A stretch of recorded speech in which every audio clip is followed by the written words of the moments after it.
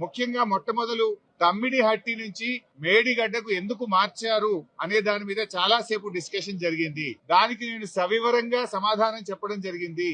7 ఏళ్లు మహారాష్ట్రలో కాంగ్రెస్, ఢిల్లీలో కాంగ్రెస్, మన దగ్గర కాంగ్రెస్, 3 చోట్ల కాంగ్రెస్ ప్రభుత్వం ఉన్నా తమ్మిడిహట్టి దగ్గర బ్యారేజీలకు ఒప్పించడంలో, అగ్రిమెంట్ చేయడంలో, పనులు చేయడంలో ఆనాటి కాంగ్రెస్ ప్రభుత్వం పూర్తిగా ఫెయిల్ అయింది. నాటి కాంగ్రెస్ ప్రభుత్వంలో ఉత్తమ్ కుమార్ రెడ్డి, కోమటిరెడ్డి వెంకటరెడ్డి, శ్రీధర్ బాబు వీళ్లే తెలంగాణ ప్రాంతం నుంచి మంత్రులుగా ఉన్నారు. మీరు పట్టించుకోలే, 7 ఏళ్లు మీరు చేయలే. బట్ అయినా మేము అన్ని రకాలుగా ప్రయత్నం చేశాం.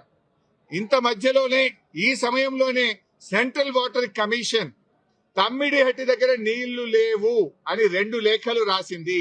అప్పుడు కూడా కేసీఆర్ గారు ఒకవైపు మహారాష్ట్ర ఒప్పుకోవడం లేదు, రెండవ వైపు నీళ్లే లేవు.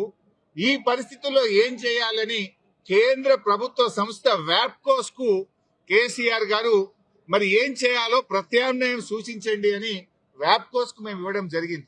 వ్యాప్కోస్ ఎవరో అల్లాటప్ప సంస్థ కాదు, అది సిడబ్ల్యూసిలో అంతర్భాగము, కేంద్ర జలవనరుల శాఖలో అంతర్భాగము.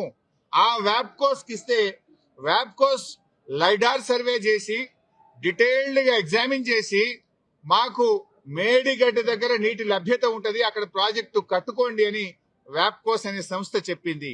ఆ వివరాలు కూడా కమిషన్ కి అందించాం.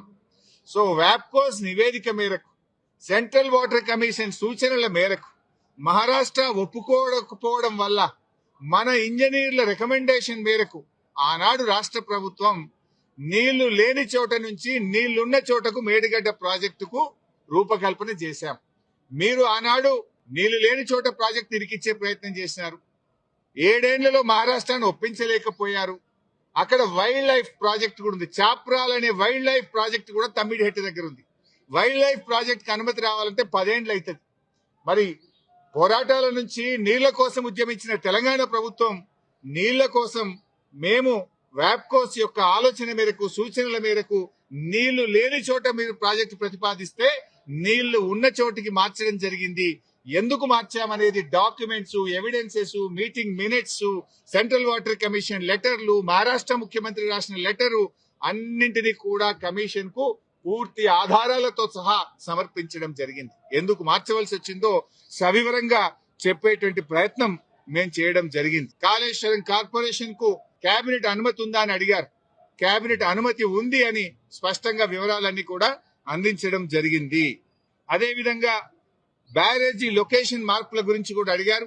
అన్నారం, సుందిళ్ల గురించి అది ప్యూర్లీ టెక్నికల్ డెసిషన్. ఇంజనీర్లు డీటెయిల్డ్ సర్వే ఆధారంగా